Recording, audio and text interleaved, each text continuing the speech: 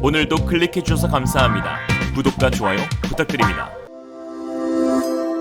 Realism. 중국을 초토화시킬 세계 최고 한국 무기 등장에 영국이 지갑 열었다. 세계 최고 기술력과 세계 최고 군사력이 만나자 시진핑 경악한 상황. 최근 한국과 영국의 방산협력이 세계적으로도 유례를 찾아볼 수 없을 정도로 급속도로 강화되고 있는 가운데 한국의 명품 무기이자 세계 베스트셀러인 K9 자주포가 차기 영국 자주포 획득 사업의 유력한 후보로 떠올랐다는 기분 좋은 소식이 전해지고 있습니다. 기분 안 좋음은 중국인. 현재 하나디펜스는 14일부터 17일까지 영국 런던 엑셀 전시장에서 열리는 DSEI 국제방산 전시회에 참가해 첨단 지상 장비와 무인 방산 시스템을 선보이면서 K9 자주포를 내년에 시작되는 영국 육군의 MFP 자주포 획득 사업에 제안할 계획이라고 밝혔습니다.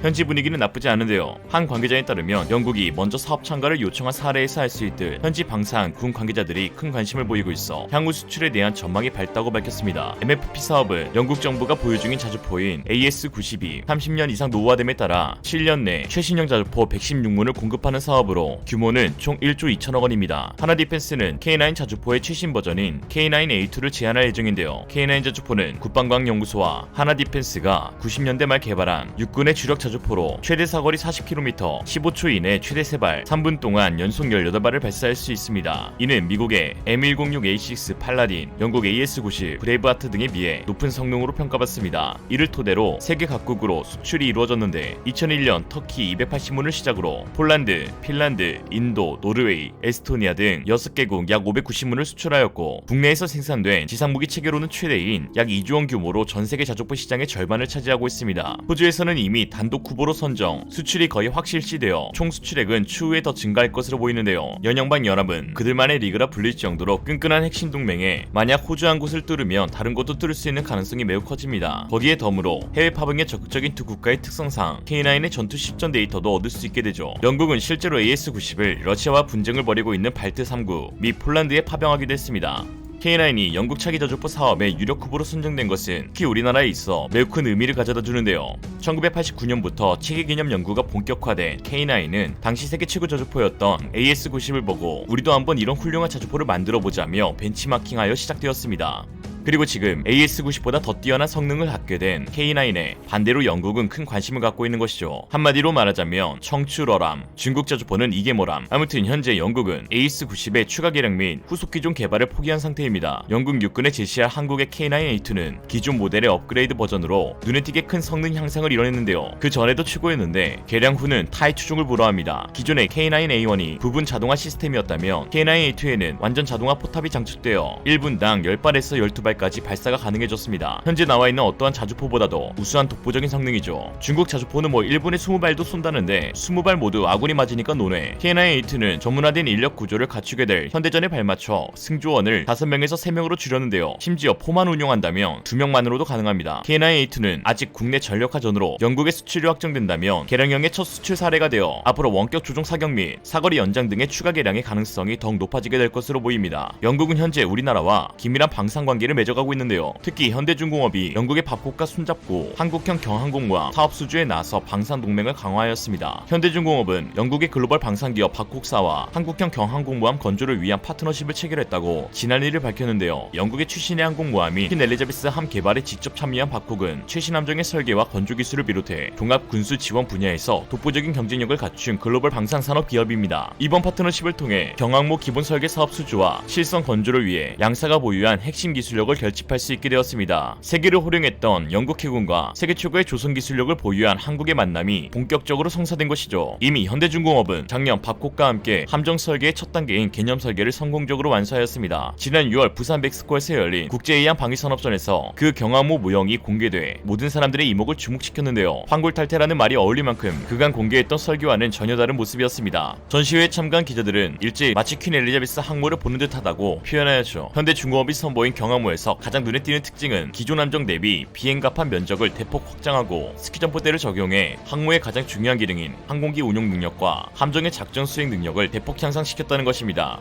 일전에 현대중공업이 공개한 모형과 현재 대우조선해양이 제시한 경항모가 모두 평갑판인 것과 사무 대조적이죠. 일각에서는 어차피 한국 경항모에 탑재할 주력 전투기인 F-35B가 수직 이착륙이 가능한데 뭔 상관이냐 하시겠지만 사실 엄청난 상관이 있습니다. F-35B는 수직 이착륙 기능을 넣기 위해 통상형인 F-35A나 F-35B나 F-35C에 비해 내부 무장창이 좁아져 무장 탑재 능력이 다소 떨어진다는 평가를 받고 있습니다. 그러나 현대중공업이 선보인 경항모 설계에 포함된 스키전보대로 인해 출력의 도움을 받게 되어 최대어용 이륙 중량이 대폭 높아졌고 그만큼 무장을 많이 실을 수 있게 됩니다. 당연히 더 웅장해 보이고 멋있어 보이는 것도 큰 장점이죠. 애초에 항모 도입 이유 중 하나가 적에게 인식되는 현시 효과니까요. 현대 관계자는 배수량이 4만 톤이라고 밝혔으나 실제 탑재 수직 이착륙기와 회전 있기를 22대까지 탑재 가능한 것으로 보아 5만 톤의 중형 항모라 봐도 무방할 정도입니다. 중자 같은 소자죠. 군 전문가들은 갑판 면적, 탑재 가능 수량을 놓고 보면 못해도 최소 경하 배수량 4만 톤으로 만재 배수량은 5만 5천 톤에 육박할 것으로 보인다고 언급하였습니다. 이에 네티즌들은 39,999톤도 3만 톤으로 경항모다, 아무튼 경항모다 라고 하였는데요. 한국 국방부도 주변국의 군사력 증대 빌미를 제공하지 않기 위해 종종 고의적으로 축소 발표하곤 합니다. 이날 조나이 박국그룹 총괄 최고 경영자는 세계 1등 조선기업인 현대중공업과의 파트너십을 바탕으로 양사가 보유한 기술력과 노하우를 결집해 글로벌 함정 사업을 함께 선도해 나가겠다고 말하며 양국 방산협력에 청사진을 그렸습니다. 이러한 소식에 유독 부들부들대고 있는 국가가 있는데요. 바로 중국입니다. 중국은 과거 아편전쟁에서 영국 해군에게 처발린 뼈아픈 경험이 있어 영국 해군만 만나면 극심한 PTSD를 겪는데 이제는 한국과 영국이 경항모 건조를 협력한다 하니 거의 발작 지경까지 이르게 생겼습니다. 지난 7월 영국 퀸 엘리자베스 항모가 남중국해로 진입하자 관영 매체 황구15는 영국을 향해 매맞기를 애걸하는 창녀로 묘사했는데요. 미친거죠. 워딩만 놓고 보더라도 중국이 얼마나 영국 항모를 경계하는지 잘 알 수 있는 부분입니다. 아무리 그래도 그렇지 영국에게 비치는 좀 심했죠. 자기소개라면 모를까 영국 함정만 보면 심장이 벌렁벌렁 한 탓에 옥이라도 한껏 부려 센 척 허세를 피웠지만 이후 영국 언론들이 영국을 창녀로 비유한 이 사실을 대대적으로 보도하자 급 태도를 전환해 표현을 완화하는 등 추태를 보이기도 했습니다. 중하다 추구가 황구15는 수정안에서 스스로 품격을 떨어뜨리는 것이고 패배를 좌초하는 것이라고 바꾸며 꼬리를 내렸는데요. 늘 약한 자에게 강하고 강한 자에게 약한 양아치 유사국가 중국은 중국이란 이름도 아까우니 소국으로 변경해야겠습니다. 이런 상황 가운데 지난 8월 31일 한국의 동해공해에선 영국의 퀸 엘리자베스 항모와 우리 해군이 해상 군수기동 훈련을 벌여 중국을 압박하였는데요. 이날 실시된 연합훈련의 명칭은 한영연합 해상기회 훈련으로 이번에 우리 영해를 들른 퀸 엘리자베스와 항모 전단은 구축함 2척, 호위함 2척, 지원함 2척, 잠수함 1척을 비롯해 모두 8척으로 구성되었습니다. 우리 측 해군에선 1만 4천 톤급 대형 수송함인 독도함과 이지스 구축함 등이 훈련에 동참했습니다. 해군 관계자는 선진해군의 항공모함 운용 방식 노하우를 우리 군에 접목시킬 수 있는 좋은 기회였다고 밝혔는데요. 실제 퀸 엘리자베스 항모는 한국 경항모의 롤모델이라고 불려도 손색이 없습니다. 함정은 해군이 운용하고 함재기는 공군이 운용하는 합동부대 운용 방식, F-35와 같은 5세대 전투기를 함재기로 운용하기 위해 최적화된 함정 디자인, 첨단화된 무인자동화 시스템으로 함정 운영 인원을 최소화해 갖는 동급 최강의 운용 효율성, 재래식 추진 체계로도 장기간 장거리 작전이 가능한 운용 능력 등에서 우리 군에 시사하는 바가 크기 때문입니다. 한편 네티즌들은 중국이 나댈수록 한국의 국방력이 증가하는 아이러니라고 표현하고 있는데요. 이에 전문가들도 한국과 영국의 방산협력은 1992년부터 진행된 것은 사실이나 최근 중국에 계속되는 군사 위협에 영국이 본격적으로 중국을 주적시하며 작전 범위를 아시아 태평양으로 늘려 한국과의 군사연대를 강화하고 있다고 분석하였습니다. 영국 자주포 획득 사업에서 역시 K9이 중국산 자주포를 박살낸 실전 경험이 후보 선정에 유리하게 작용될 수 있다는 평가도 나오고 있으니까요. 한때 황금시대라는 별칭이 붙여질 정도로 좋은 사이를 유지해왔던 중국과 영국은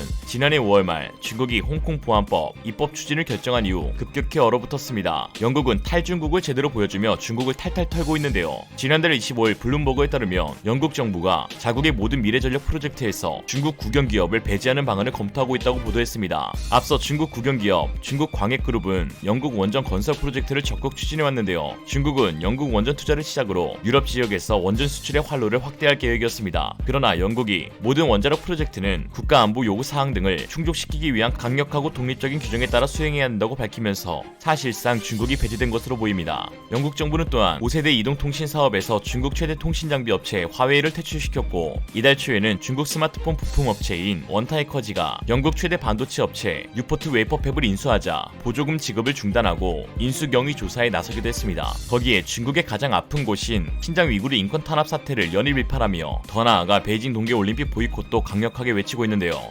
DPA 통신에 따르면 영국 하원은 베이징 동계올림픽을 외교적으로 보이콧하는 내용의 결의안을 통과시켰습니다. 결의안에는 올림픽과 같은 자랑스러운 스포츠 이벤트가 대규모 잔혹행위 범죄로 비난받는 정부가 있는 나라에서 열려서는 안 된다고 지적했습니다. 보수당 당대표를 지냈던 이언 덩컨 스미스 의원은 중국이 동계올림픽을 개최하도록 놔두는 것은 히틀러와 타협하는 것 같다고 비유했습니다. 하긴 시틀러 보면 히틀러는 양반이죠. 전 세계의 욕먹을 짓만 골라하는 중국을 보며 서울시 용산구 동자동에 거주 중인 김철근 씨는 리얼리즘과의 인터뷰에서 다음과 같이 밝혔습니다. 있다. 모든 사람에게 사랑받는 것보다 모든 사람에게 미움받는 것이 훨씬 더 어렵다던데 시진핑이 이걸 해내네. 이상으로 리얼리즘이었습니다. 여러분의 생각은 어떠신가요? 현명하고 지혜로운 여러분의 의견을 지금 댓글에 남겨주세요. 감사합니다.